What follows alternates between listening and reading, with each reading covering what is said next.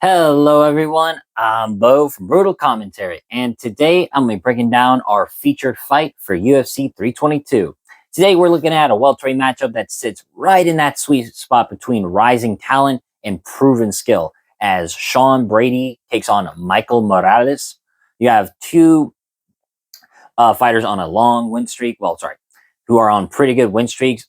Brady is on a three-fight win streak, beating Kelvin Gastelum, Gilbert Burns, and most recently Leon Edwards.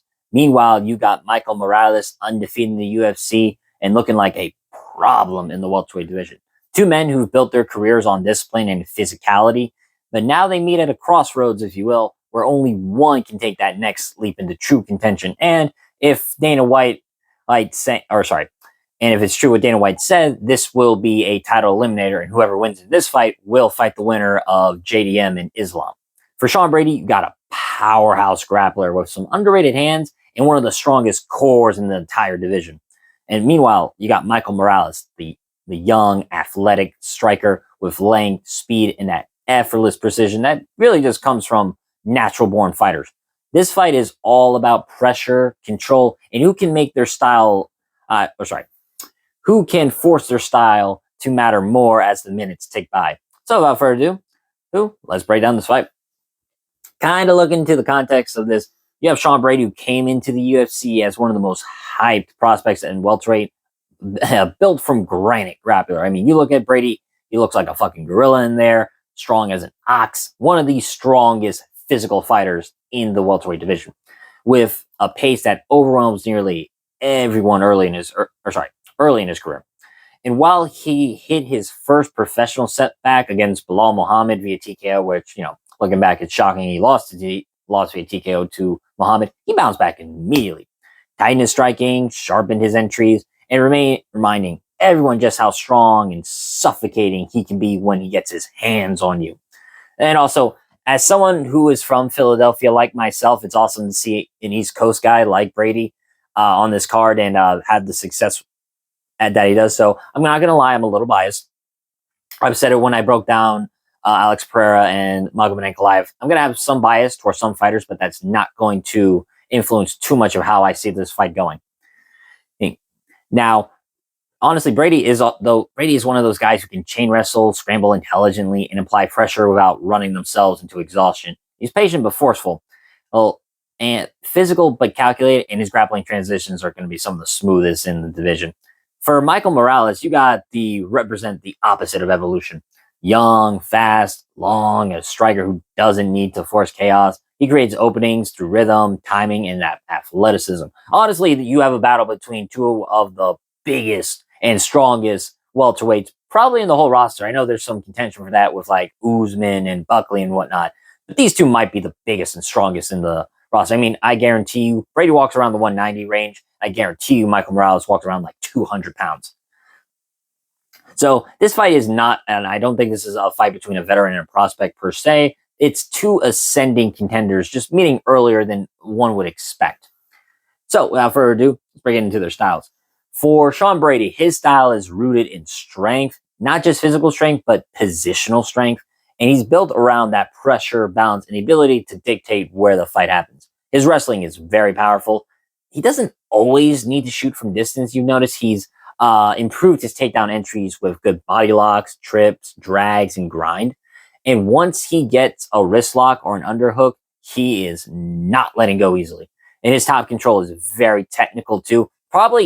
He's probably the best fighter, not just like in the welterweight division, but in the UFC overall, who's very good with half guard specifically. His half guard is a nightmare for just about everybody in this division. He knows how to trap hips, how to flatten out his opponents, and how to transition from control to damage without losing position.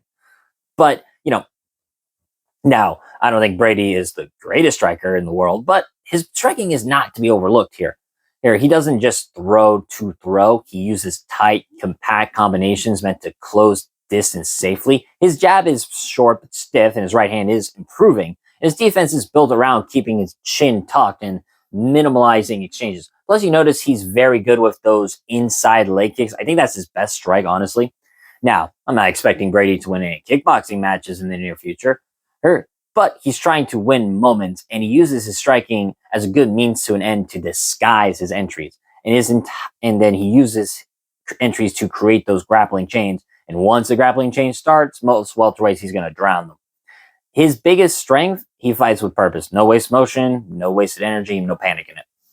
For Michael Morales, he's kind of what happens when athleticism, technique, and composure all meet together early in a fighter's career. I mean, Morales is only like 26. He's very young. He's still got much room to improve.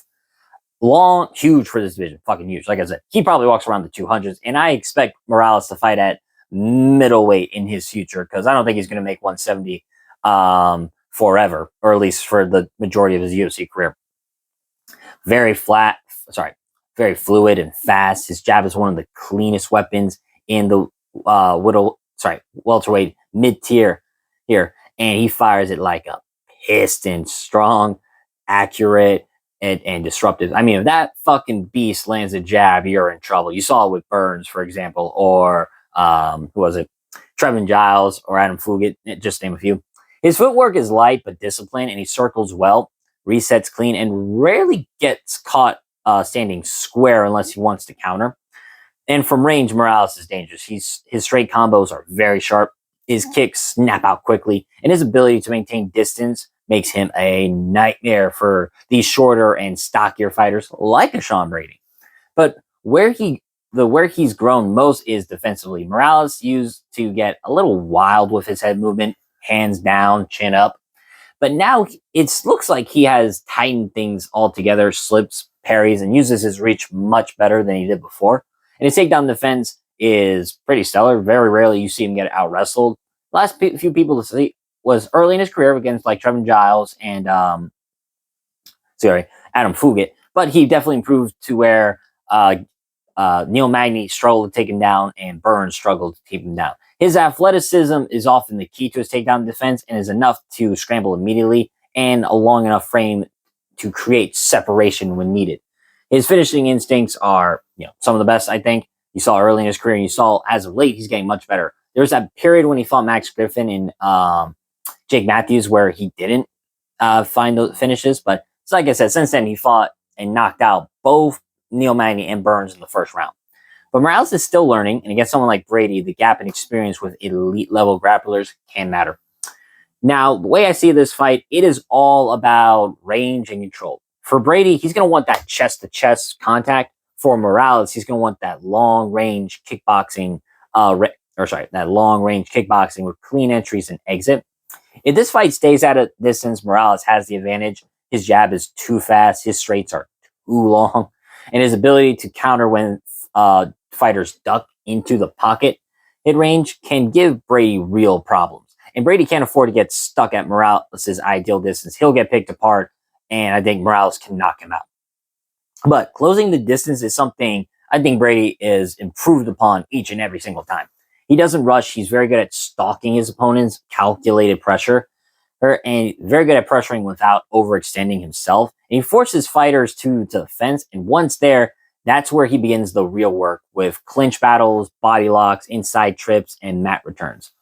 Morales has the speed advantage, I think. I think Brady might possibly be the stronger of the two. Now, that is a tough proposition to say, but it's possible. And honestly, that was something that will be answered once these two step into the ring and the bell rings. Now, I think obviously Morales has the cleaner hands, but I think Brady is overall, technically speaking, the better grappler of the two. Now, Morales is pretty competent on the ground. He actually has a grappling background and wrestling from Ecuador. But I think overall, Brady is still the better grappler. The question becomes, can Morales keep Brady off of him for 15 minutes? Because if Brady can get even one strong takedown early in this fight, the fight changes. Morales has never faced a grappler of Brady's physicality and control. And getting up once is possible. Getting up twice is hard. Getting up 3 times as he gets taken down, few welterweights can do that. Morales is dangerous in transitions, but Brady rarely ever gives opponents those clean transitions to get up. I mean, you saw with Leon Edwards, who has really good defensive wrestling. The moment Brady got him down, he was not getting back up, no matter how hard he tried. And Brady's very good at forcing his opponents to carry weight, make bad choices, and give up dominant position. Oftentimes, he makes fighters have a choice. Give up like the mount, give up the back, or force them to stay where they are. Usually, it's like a no-win situation. If Morales is going to win this fight, I think he's going to be disciplined and have good footwork, distance control, and constant framing. If Brady wants to win, he's going to need patience, slow, calculated pressure, safe entries, and if he gets the takedowns, suffocating top control. Over 15 minutes, it's tough to say who fades, but usually over the course of fights like these, discipline fades. When it comes to exhaustion, I should say, discipline fades, pressure ain't gonna fade. For both fighters, this is very dangerous. Both are rising, both are capable of winning this fight. It's almost a pick 'em. But stylistically, I think this matchup leans towards the man who can control where the fight happens. Morales is talented, athletic, and long, like I said, for this division, got good reach. But he hasn't faced a grappler like Brady yet. And Brady has fought stronger wrestlers, better grapplers, and heavier hitters than Morales, I think. Or, no, I take that one back. I think Morales is the most powerful puncher that Brady has ever fought. But Brady knows how to drag fights into his world and keep him there. And I think Morales is going to have moments early. I think you see him hurting Brady in the first and second round of this fight. Clean with his jabs, clean counters, and flashes of speed. But as the fight settles in, I think Brady starts to close the cage, get his underhooks in, drag him down, and wear him out. So my official prediction, I'm going to go with Sean Brady. Going to lean towards a decision in this one. I think he can bank 2 of the 3 rounds, make it a really close competitive fight. But I think experience, strength, and grappling composure are what are going to make the difference at the end of the day. So, once again, I'm going to pick Sean Brady, and I'm going to pick him via decision. But still, this is a beautiful matchup between 2 guys who, whoever wins probably is fighting for the title. One who's built on pressure and control, the other built on speed and precision. But I think this is a fight where patience matters just as much as power. So, once again, I'm going to pick Sean Brady in this one. With that being said, that's been my breakdown of this fight. If you like the video, like and subscribe, and leave a comment down below on who you think is going to win. But until then, stay calm, stay respectful, and enjoy the violence. I'll see you all next time.